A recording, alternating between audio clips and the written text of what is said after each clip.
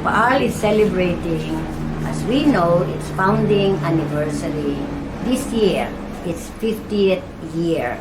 And we have prepared a video documentary for everyone to watch in celebration of this event.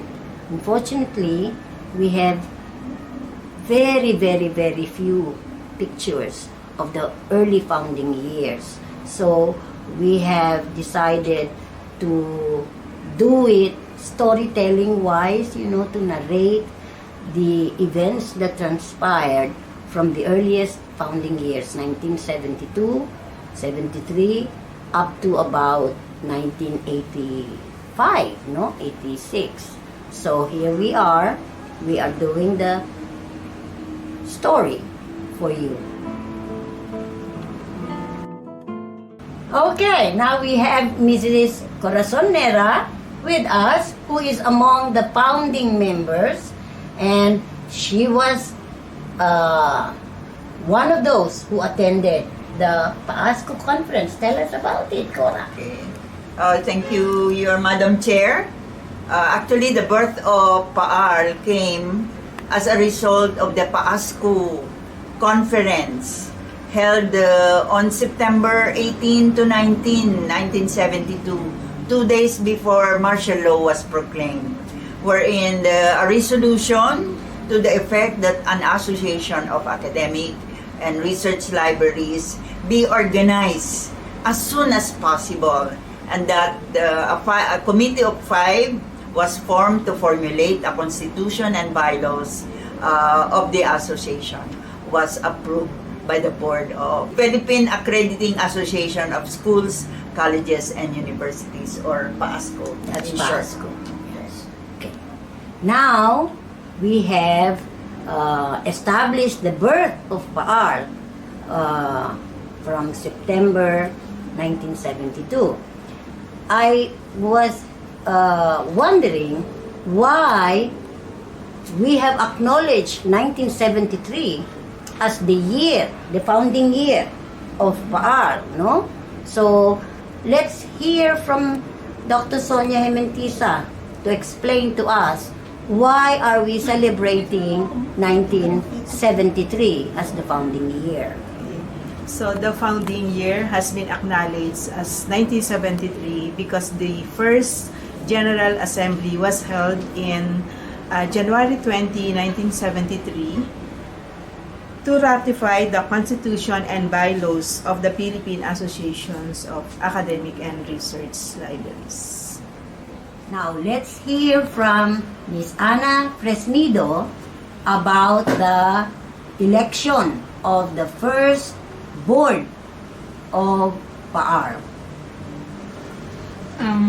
The first 9 members of the board was elected on May 7, 1973 through secret voting. By the initial 60 members, huh? Yeah. At that time, we only have 60 member librarians, no? So elected were Marina G. Dairit from UP, Father Paul De Vera from San Beda College, Narcisa Monyasque from De La Salle University, Father Robert Sukan from Ateneo de Manila University, Sister Patricia Alcares from St. Scholastica's College, Ursula Picache from UP ILS, Angelina Tamesis from AIM, Rose Vallejo, also from UP ILS rather, and Philomena Mercado Tan, who was also from UP.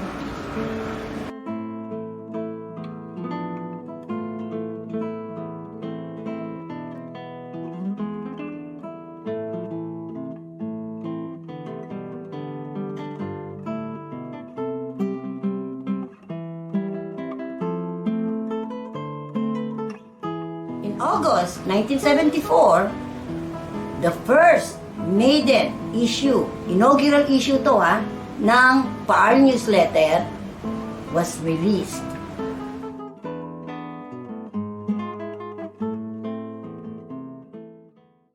On March 29, 1977, the board elected the following officers for 1977 to 1978.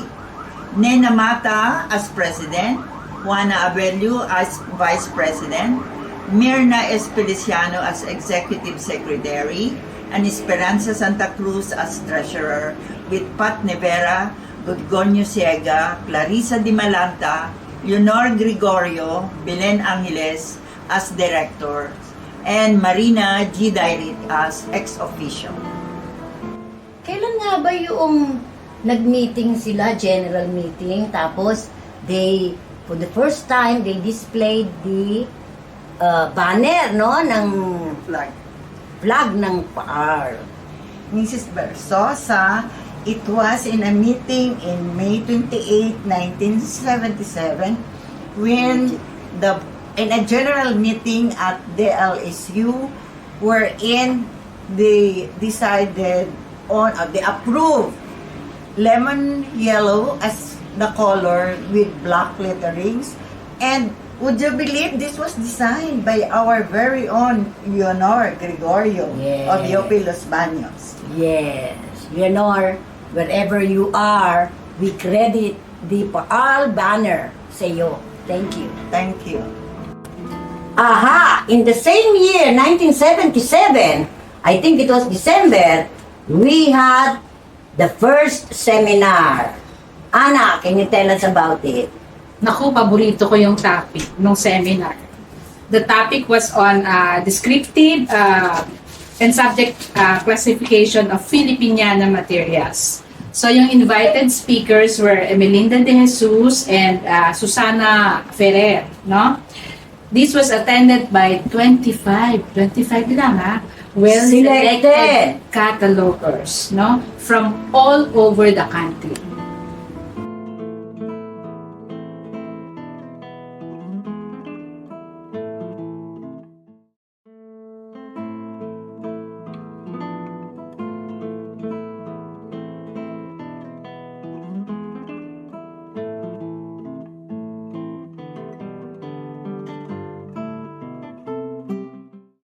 February 16, 1981 is a very momentous event for PAARL because for the first time it was registered with the Securities and Exchange Commission.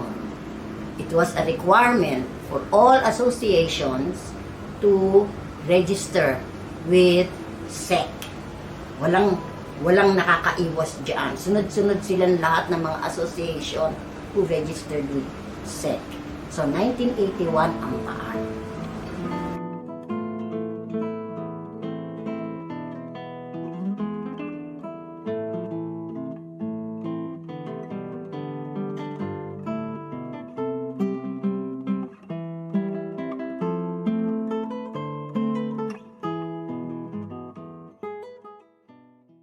In 1982, sometime in December, we had another seminar, and it included a long discussion on the 5-year development plan of PAARL. Can you tell us something more about that?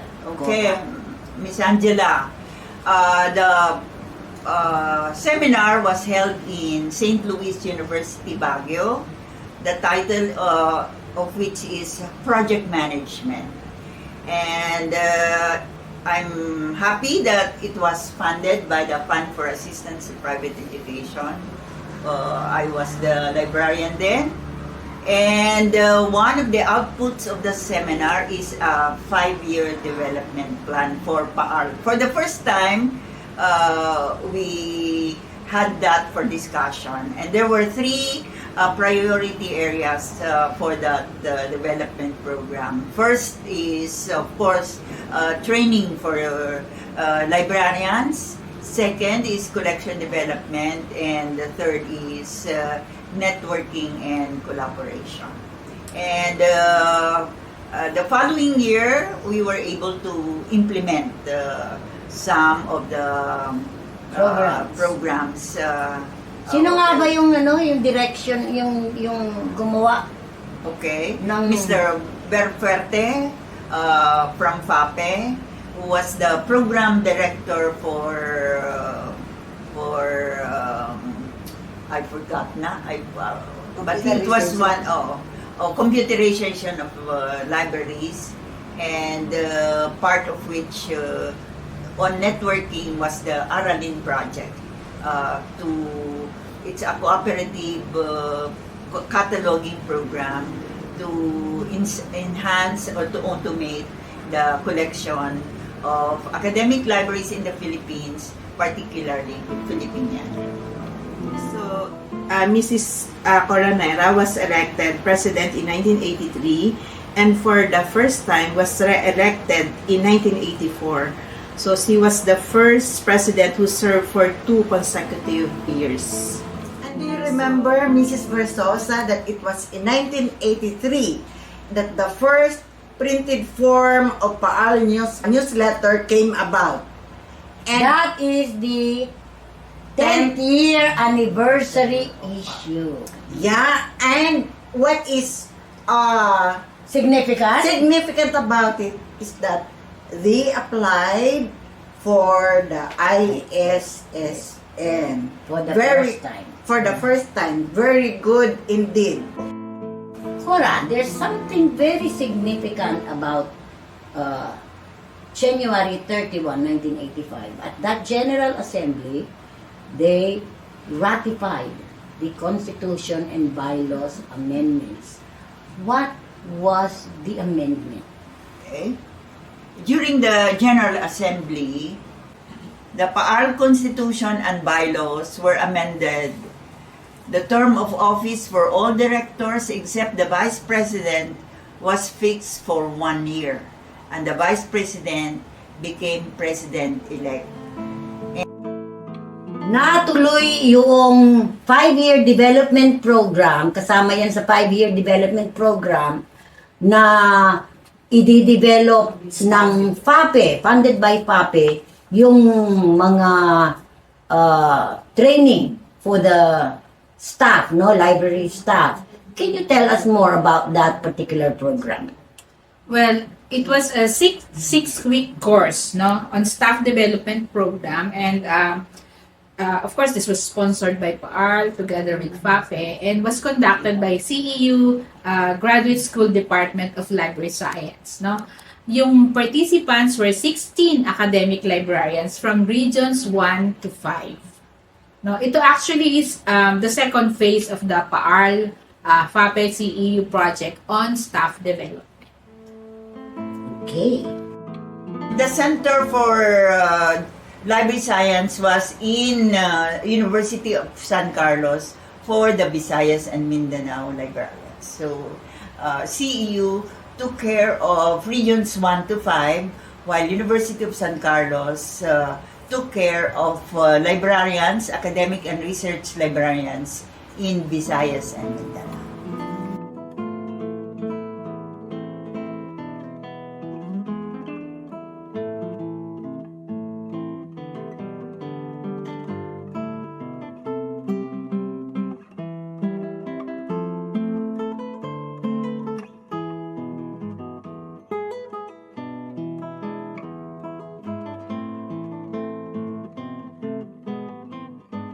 What is significant in 1988?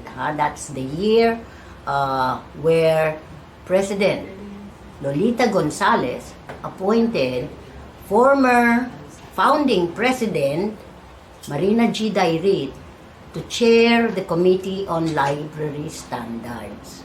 And so for the first time on January 30, 1988, a Library Standards Committee was formed, led by Ms. Marina G.